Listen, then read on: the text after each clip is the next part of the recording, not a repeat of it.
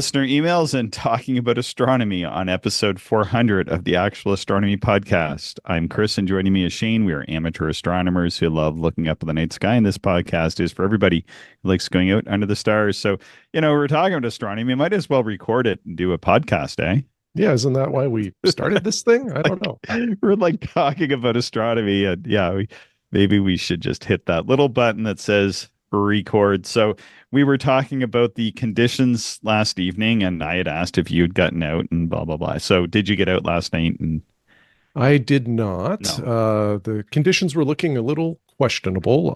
It was cloudy all day, and then it broke closer to supper time. Hmm. But then, as the sun was setting, I noticed kind of really all around us, there was a lot of different waves of different cloud density, very high altitude. So I kind of thought either transparency would be poor or I would be fighting sucker holes. So Hmm. I did not go out. But other than that, I don't know that we've had many opportunities this last week either. No. Been fairly cloudy here. So how Yeah, about it you, has. Chris? Yeah, I did some observing, but so what happened was I had thought about going out, but I'm still like kind of in a bit of recovery mode here from having a lot of asthma and just trying to like be a little bit cautious. And I noticed that there was a lot of moisture starting to form, and I thought it might get foggy. And I've had this happen to me before where I've gone out on the prairie when the conditions are like this and gotten totally socked in. And I really hate that. It just unnerves me to have to drive home in dense fog, Mhm. because, yeah, it's a little bit unnerving when you just can't see that far. I just don't like it. And it's like, sometimes it's late, like midnight or 1 a.m., and I've been driving through like dense, crazy dense fog. You don't know if there's animals or someone stopped or a truck or I don't like it. So if there's a sign of fog like that, I avoid that. I'll go out and wind over fog even in the winter, but yeah, that's not good. But I did have a call from Mike Mm. because he was looking at the 27-hour moon and he said, "Hey, are you looking at the moon?" I said, "No." And so I walked upstairs and yeah, I was able to see the 27-hour-old moon with Mike, on the phone, and we were chatting about it and Oh, some other cool. things. So that was pretty cool. Yeah, that's awesome. It is fun to catch those young moons whenever you can. They're quite pretty. Yeah, I think that's the start of the Lunar New Year's for some cultures, right? I think so, but I'm not super well versed in that. Neither am I. So I kind of just left it like that. But I do know it is Chinese New Year yesterday, or it was Chinese New Year yesterday. From when we're recording this, of course, people are not hearing this way in the future. And they're like, that wasn't yesterday. That was 2 weeks ago or something. But anyway, we're a little bit Mhm. ahead of ourselves. But yeah, I've been doing some reading. So sort of strangely enough, because we just had Chris Wilcox on, who's a bookstore owner. And so, but I had been just doing a lot of reading anyway, trying to get less screen time in before bed and doing some practice sketching and using some books to help me with practice sketching. So that's been how I've been trying to get my sketching on the go. I've kind of missed that quite a bit. Yeah, right on. Yeah, I enjoy it, and trying to work out this Mellish technique with the white on black paper. I have my own way of doing it, and I tried to find Alexander Massey's done online tutorials, both video and just in forum posts and other places on his blog, and I just can't quite. When I try to do it his way, it's not great. But I'm like sworn to try to get it down his way before I finally settle. But I just find that he's, I think, more of an artist for sure, and more accustomed to going back and sharpening things like pencils and creating the pastel chalk and all this. Whereas for me, I just like the ink so much for just the quickness of it. I just get really frustrated with too much sharpening. But anyhow, maybe we'll like to have Alex on the show sometime. I've talked to him quite a bit over the past few years, and anyhow, maybe we'll see if he wants to come on and chat about the Mellish technique and sketching. So we'll find out. Hmm. Hmm. Yeah. So let's see. I had a communication with Royce on Cloudy Night. So what had happened was I just had run into a post because I don't go on Cloudy Nights too much, but I do go on from time to time and read through a bunch of posts. And I think you and I were talking about this a couple weeks ago, and he had just been posting. He was talking about something, and as a relative newcomer to astronomy, and then had mentioned our podcast. So I just wrote and said, "Hey, thanks for mentioning your podcast in your post. Glad you're enjoying it. Good luck in your astronomy journey." So then he actually wrote back with a very detailed reply. And so if you don't mind, I will read that. And he had a question, and then we can answer his question. Yeah, sounds good. So Royce goes on to say, thank you. You and Shane have given me so much inspiration to keep moving forward with astronomy these past few months since I've started observing. I've really enjoyed popping on an episode and feeling like I'm sitting in on a casual conversation amongst friends who also happen to be chock full of knowledge on a subject I'm so excited about. That's great. Glad you're enjoying it, Royce. And we do try to make it that way. We just did a conversation with Chris, who owns a bookstore, and we always try to explain that to our guests that this is just meant to be like a conversation. As we explained it to Chris, it's like Shane and I were driving along the highway and pulled in and stopped off at his store and just walked in the door and then had a conversation. And that's how we're always hoping it sounds. Mm-hmm. Royce goes on to say, I've always loved the idea of observing with magnification, but was always intimidated by the unique lingo and gear. It was daunting to try and find a way to start making sense of it all. Your podcast really was the beginning of making it feel relatable.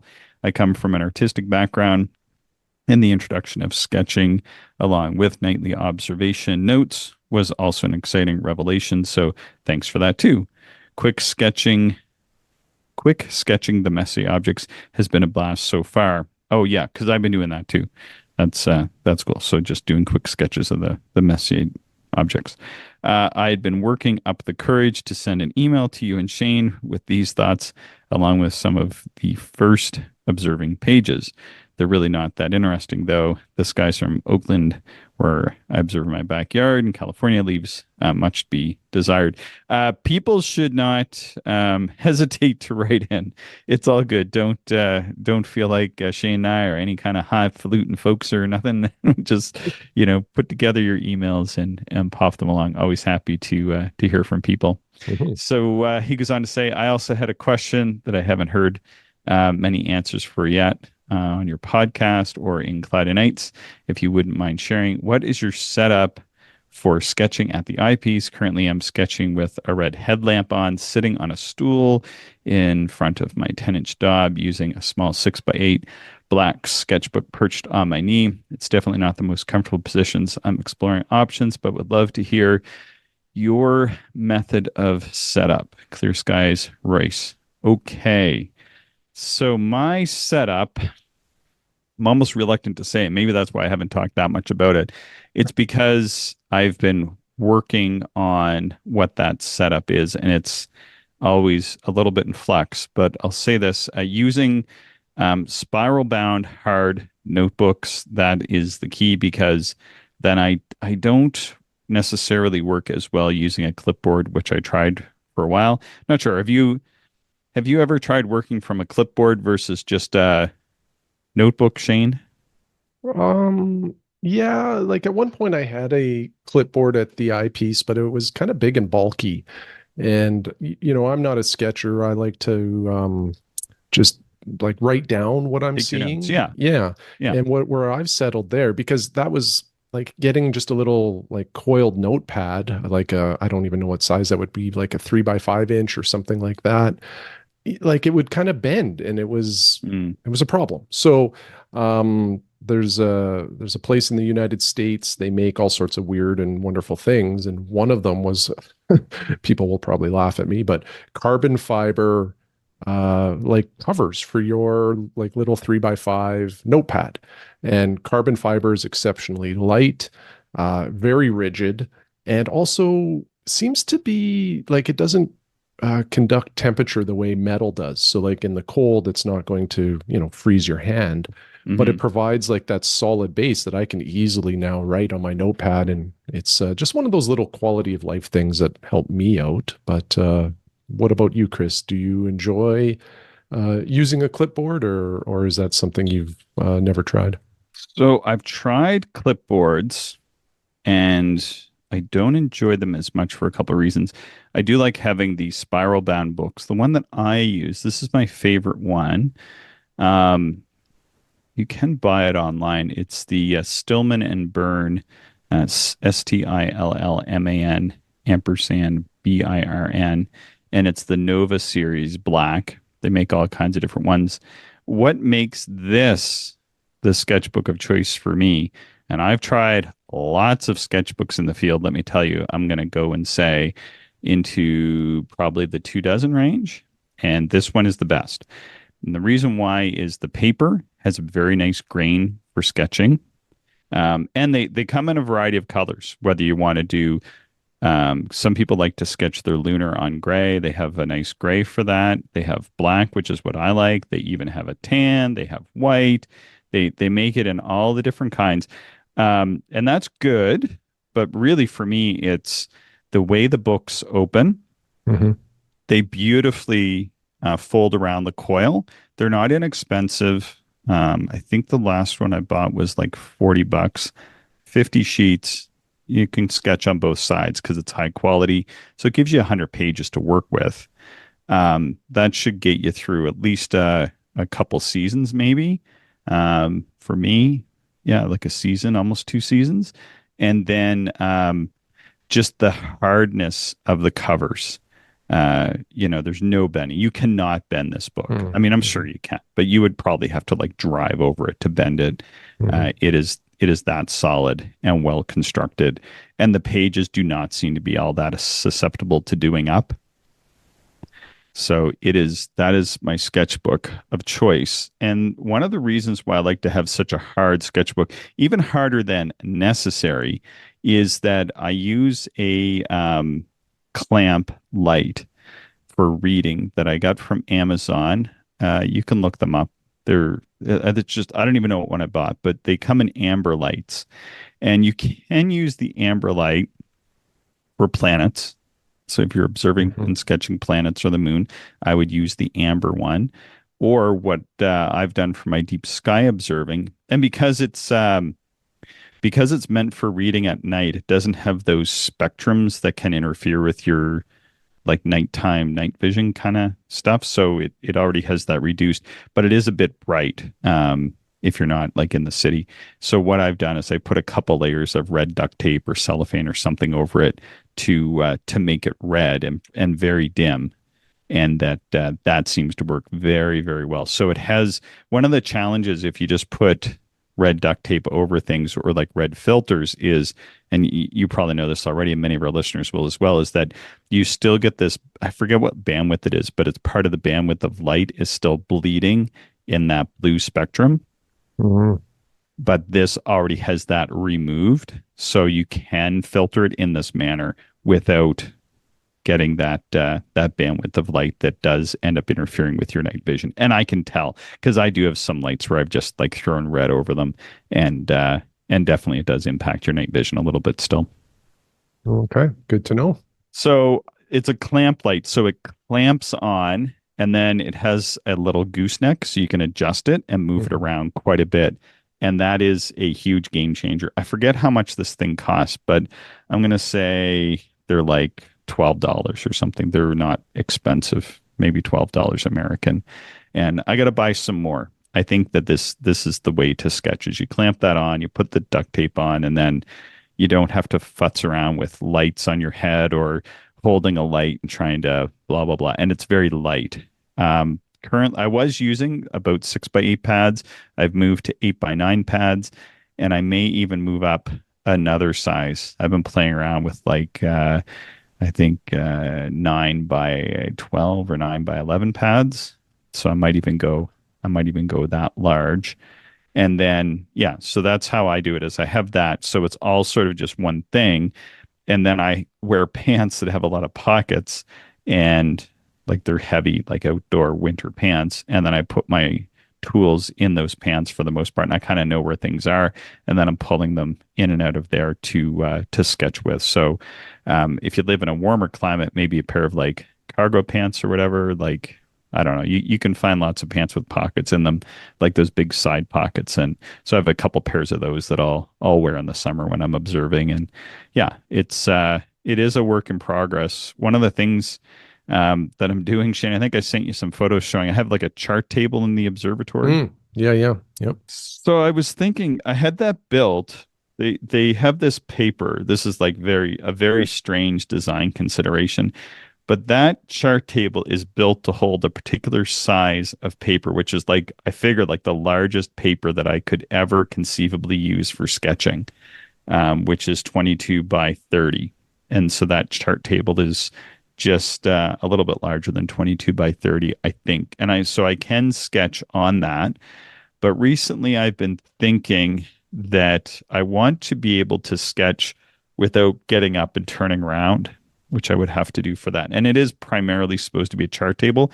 I really like, because it's an observatory, each thing should be for that thing and not necessarily for something else. So I've been toying with the idea of getting an easel, because easels are, you can get some pretty inexpensive easels.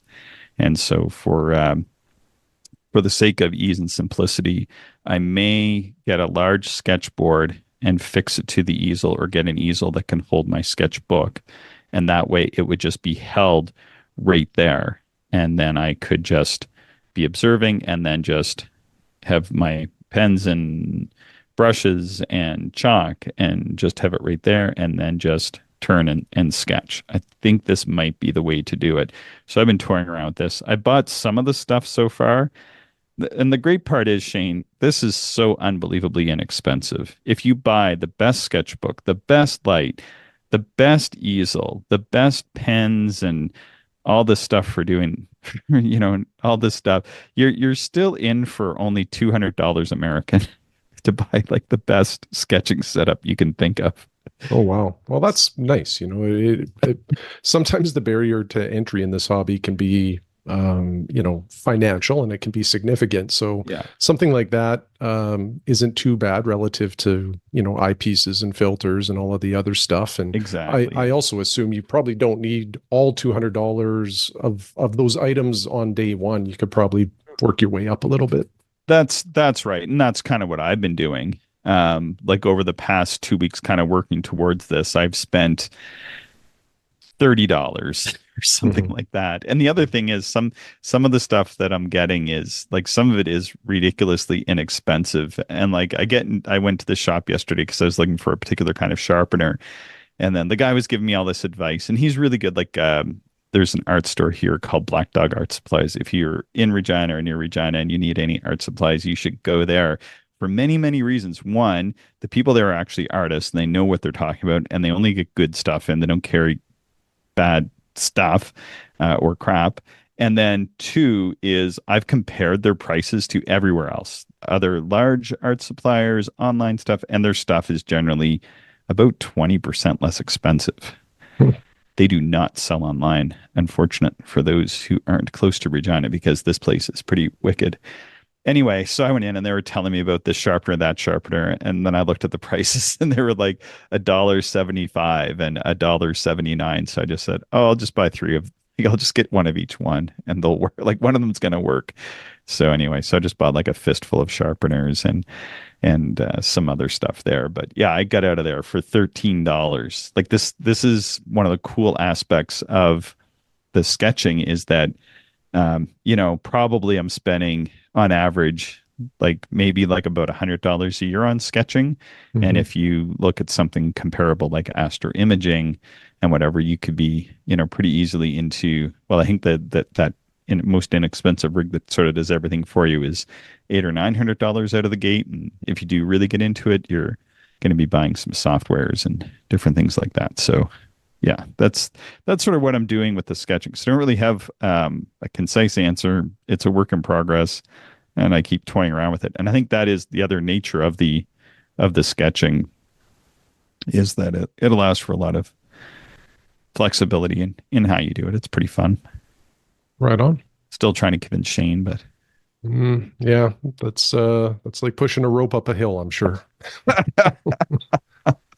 yeah, yeah. I mean, for me, it was something I always wanted to do. Mhm. So, but not like definitely not everybody does it, and it's definitely not for everybody. That's for sure. It's like I always think of it almost as in a way like a separate hobby within the hobby because it is like that in that way. But it's fun.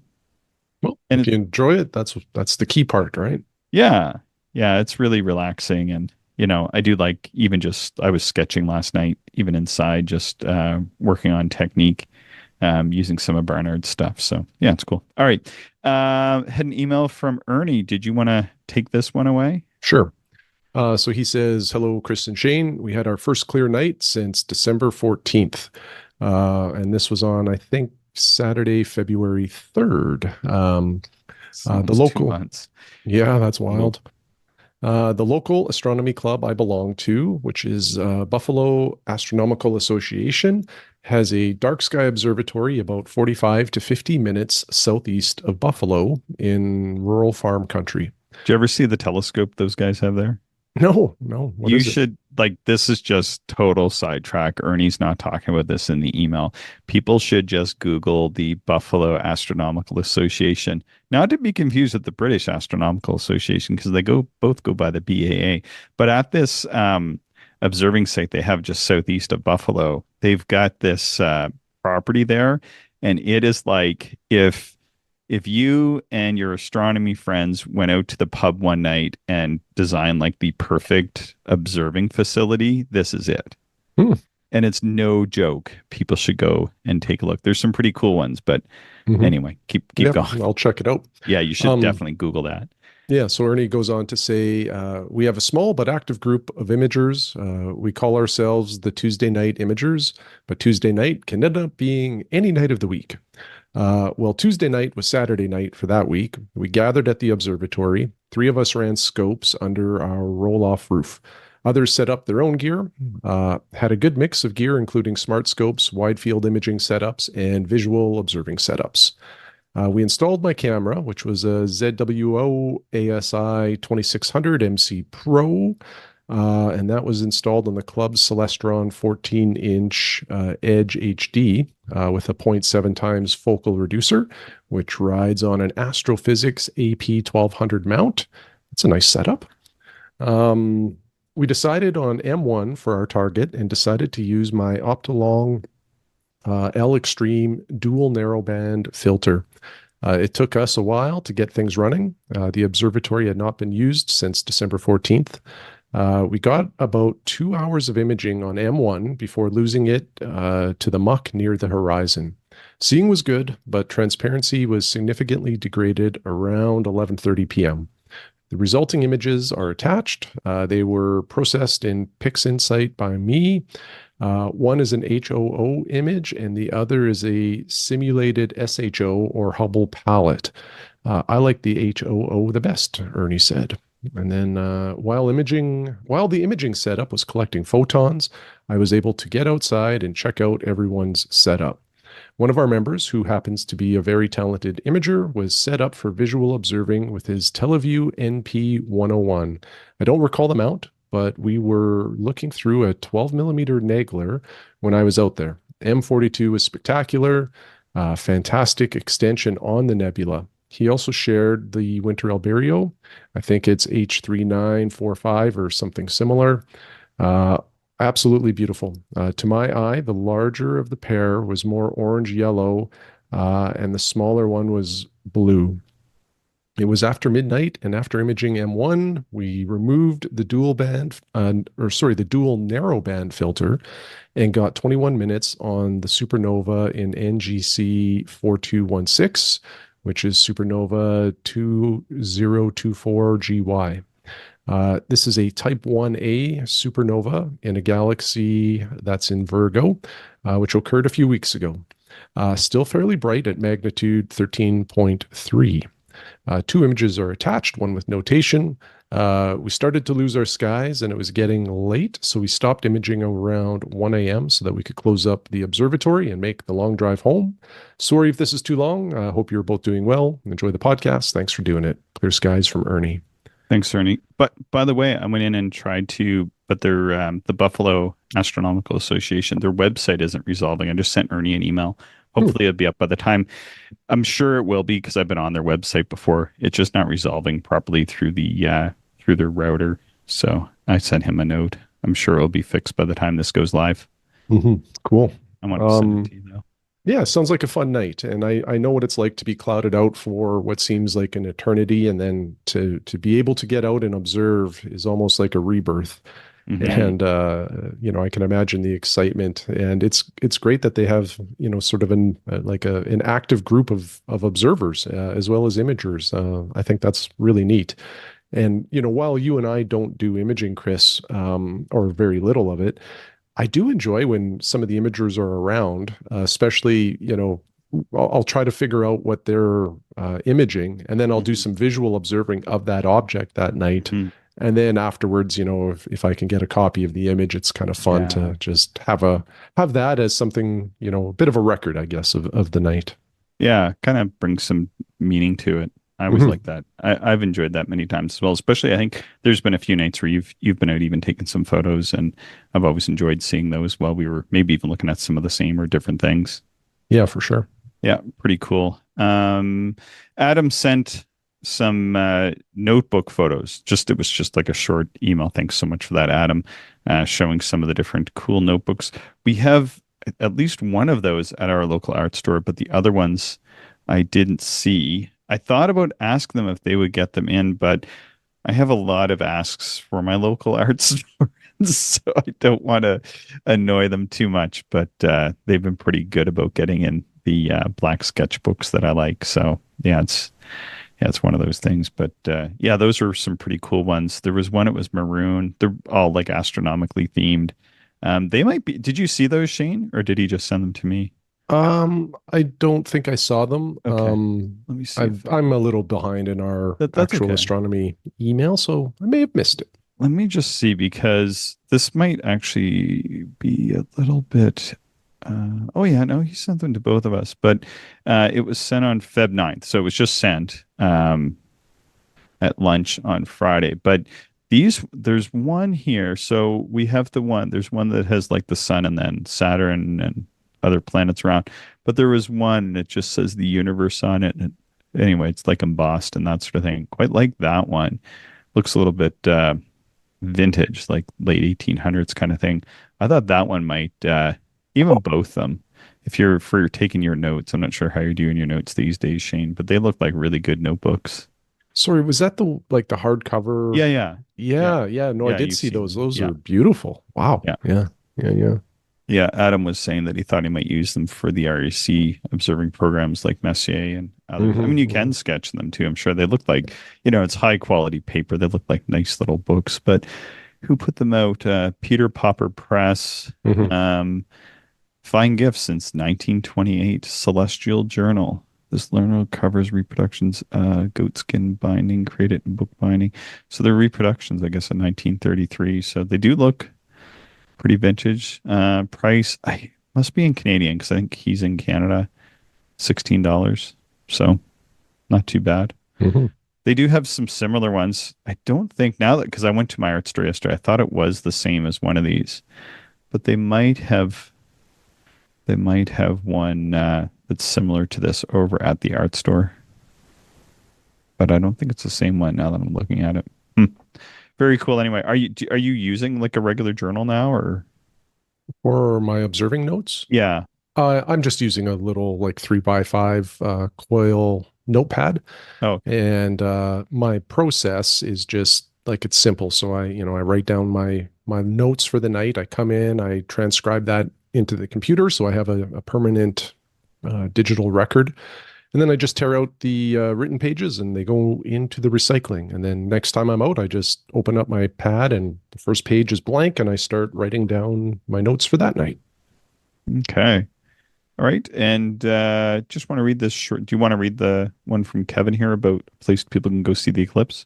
Yeah, sure. So Kevin says, "Hi, Chris and Shane. Love your podcast. In regard to your eclipse episode, you may want to publicize for folks who can make it. The Illinois Department of Natural Resources runs the World Shooting Complex in Sparta, Illinois.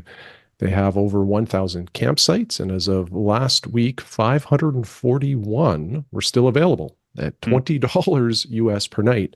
You won't find a cheaper accommodation than that on the Total Eclipse No. path. That's awesome. So he says, I watched the 2017 eclipse from there. The horizons are almost totally clear. There will be, I believe, 2 minutes and 59 seconds of totality.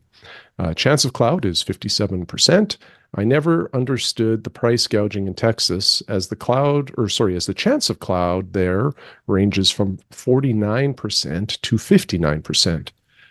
Sparta, Illinois is nearby the St. Louis metro area, or about 4.5 to 5 hours drive southwest of Chicago. I will be watching a little further southwest at Fort Kaskaskia State Park on the Mississippi River. Kaskaskia. Kaskaskia State Park. Yeah, I Yeah, don't know. never heard of it. Hmm. On the That's Mississippi River, yeah, Mark Twain country. yeah. So there's a good option for some folks if you're near, I guess, Sparta, Illinois. Yeah, well, thanks for that, Kevin in Chicago.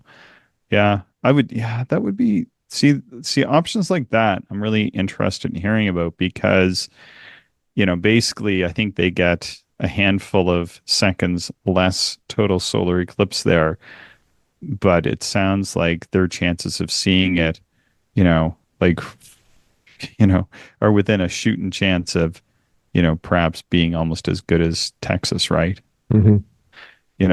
It comes back to that whole thing of, sort of optimization, right? Like what is, how good does it need to be to see it? Because you could go to some of those really expensive places in Texas and still not see it.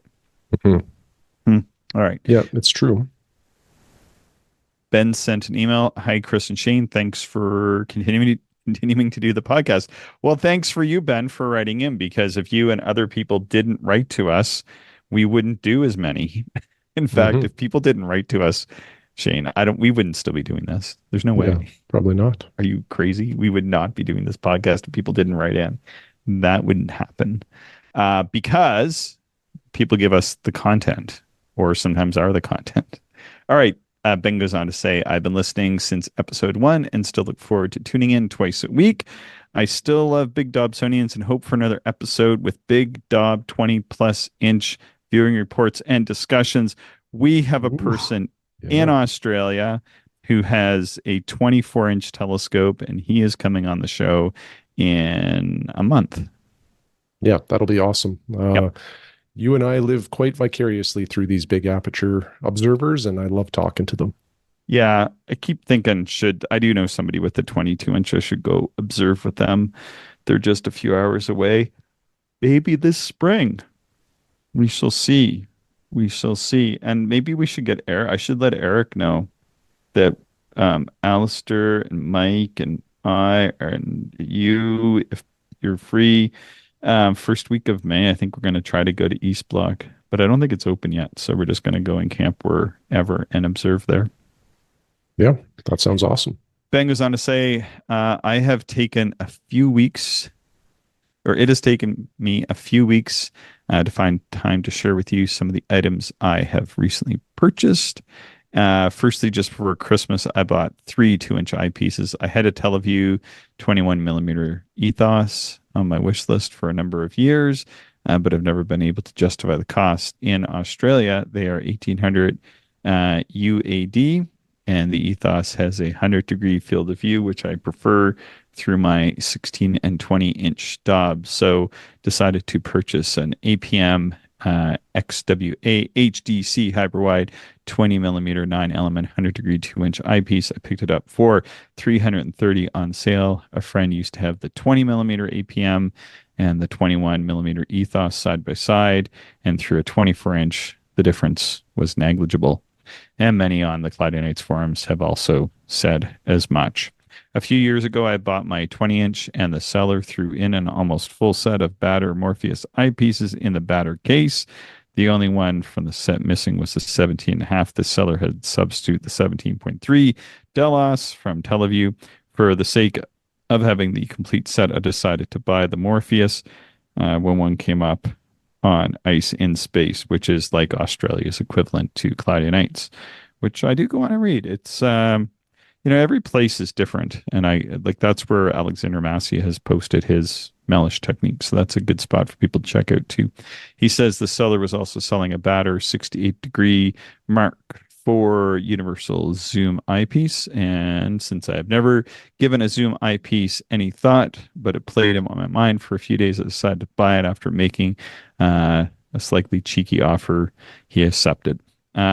Both eyepieces arrived in new condition in their original boxes. A friend of mine picked up and posted them to me. When I opened the parcel, I discovered he had thrown in a Parks GS 5 10 millimeter 1.25 inch eyepiece, probably a Plossl.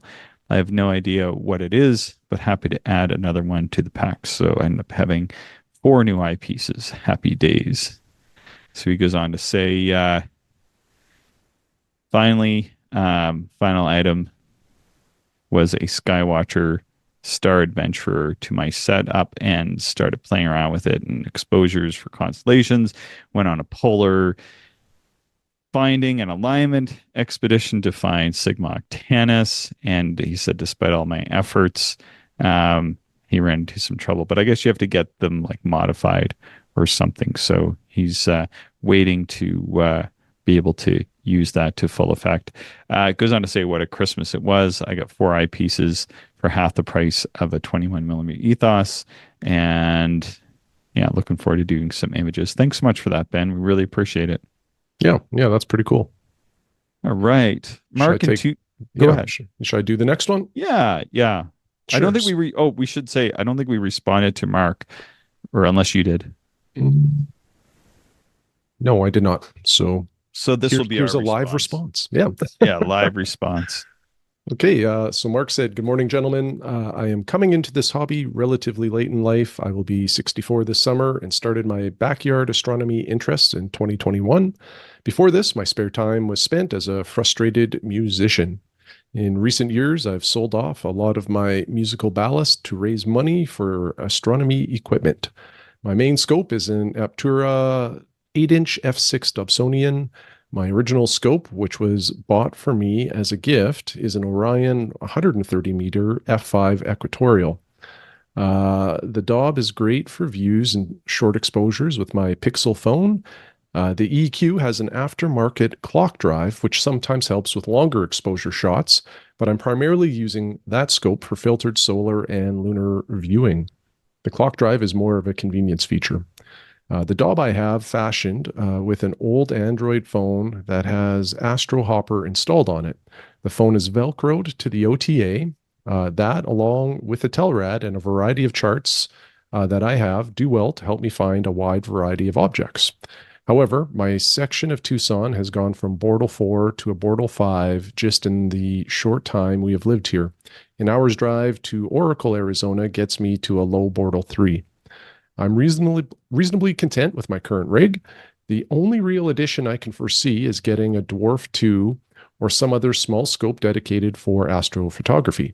They have a decent price point, and the results I'm seeing online are more than satisfactory. While I realize that astronomy doesn't have the same budgetary considerations as, say, watercolors, I still marvel at the nonchalant manner so many amateur astronomers discuss what I know is equipment which is much beyond my level of disposable income. I attach pictures of my 2 scopes, plus a very old school astronomy tool I've recently bought. I discovered your podcast only several weeks ago, and it's a welcome relief from the true crime or political themes most podcasts seem to be these days. Keep up the good work. Thanks from Mark. Mark. Yeah, and the hobby of astronomy is I kind of compare it to golf, actually, where golf you can spend couple $100 on some clubs or thousands and thousands of dollars. And then, the accessories, whether it's your shoes or your golf balls or whatever it might be, also have pretty wide variances in cost. And certainly astronomy can become very expensive very quickly, and even more so if you're going to be doing astrophotography.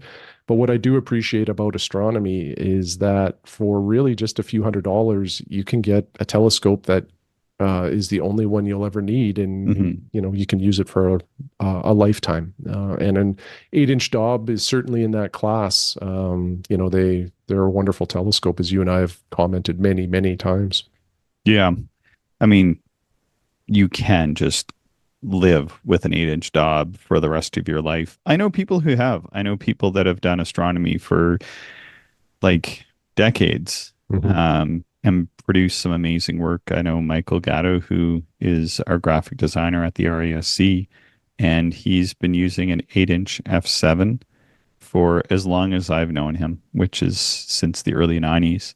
And it's a beautiful instrument. He does some of the best sketches that I've ever seen, inspired me really to get into the astronomical sketching way back when. And yeah, just, hard to believe. Like, yeah, just out here with my 8-inch Dob kind of thing, doing my thing, seeing what it can show. And that's it. That's how he rolls. Bought that telescope once, check that off the list. And now looking at the whole universe with it. Hmm. Yeah, no, there's nothing wrong with that at all. Speaking of looking at the universe, had a great email here from Michael Wright. Michael Wright is the president of the RASC Kitchener Waterloo Center and a frequent correspondent of ours over the past couple of years. I've gone and even had dinner with Michael and a bunch of my other friends in Kitchener Waterloo, and yeah, always nice to hear from him. He goes on to say, "Hi guys, thank goodness we finally got some clear skies last night. This is last weekend. I went to Moncton to the crossroads just southeast of the observing site. Line 58 is unserviced in winter beyond Road 148, so it was snowed in, and I know those roads well because I used to observe there." Along with three other guys from the Kitchener Waterloo Center of the Royal Astronomical Society. The conditions were very favorable, not quite transparent a night where I was out observing the Fornax cluster, but it was pretty good overall. There was little to no wind, and the seeing was good, and the viewing was comfortable for winter. We stayed out for about 3.5 hours. I arrived first and set my sights in the Orion Nebula and all the gems nearby. The Iota Orionis cluster, NGC 1980, that's just beside or just above the Orion Nebula, I think, was a delight, and the faint wisp of reflection nebulosity surrounding it. Further south, the Reflection Nebula at 1999, NGC 1999, was very nice at high power due to the good seeing. A hazy corona was visible around V380 Orionis. Do you know which one that is? I should have looked it up. Not offhand, no. I know all these other things, but that one I didn't. I spent a little time trying to see the Fornax cluster again, but only NGCs 1399 and 1365 were faintly visible. A young man from Stratford who used to live in Kitchener-Waterloo arrived to do some astrophotography, and Michael helped him set up his gear and gave him the contact. I spent a little time looking at Jupiter and then moved to the winter Milky Way. My main targets for the night were I think this was directed at me because I sent him my observations of the Seagull and Thor's Mm. helmet back in the autumn when I was observing them. And so he did his observations of them with the 12-inch. So I really enjoyed that, Shane. Yeah, that's pretty cool to have the comparison. Yeah, so the Seagull Nebula was difficult but rewarding to tease out from the background glow of the Milky Way. There were a number of small clusters and double stars and reflection nebulae all involved together, so it was fun to spend some time at different magnifications, both with and without filters. Thor's helmet was a much easier target, and indeed, I suspect that I could have picked it up in my 4.5-inch if I had known it was accessible to it. The head part and one of the two wings were pretty easy to see, and the more northern wing and some of the haze from the west, sort of impeded its visibility. But he did eventually tease it out. Michael's friend, observed a bunch of the Messiers, M81, 82, 42, 43, 79, 36, 37, 38, 44, 50, and 93. So I imagine he had took a peek and a look at all those while they were observing, and eventually the fog rolled in and started to frost over their equipment. And he's saying that he has to invest in some sort of dew heating technology so that he doesn't have to pack up so early. But he did pack up and then did a little binocular astronomy with his Vortex Diamondback 10 by 50s. He goes on to say, I hope many others were able to observe last night. I have attached sketches of the two nebulae. Cheers, Michael. Yeah, so his sketches. So first of all, his sketches were made with his 12-inch. And I noticed that his sketch of Thor's helmet looked more like the Thor's helmet sort of images and sketches I've seen. My telescope, I couldn't get that part that he was struggling a little bit to see. So mine doesn't look like Thor's helmet per se, but the main nebula area is pretty bright. I don't think he'd have any trouble seeing it in his 4.5-inch. And then the Seagull Nebula portion, what I noticed about his sketch, which was interesting, is that he was able to see like a few more stars and a little bit more detail in his 12-inch. However, I think because of his fog, and then it could also be a combination of the fog, like low transparency, combined with the increased magnification of the 12-inch, he got the main center line.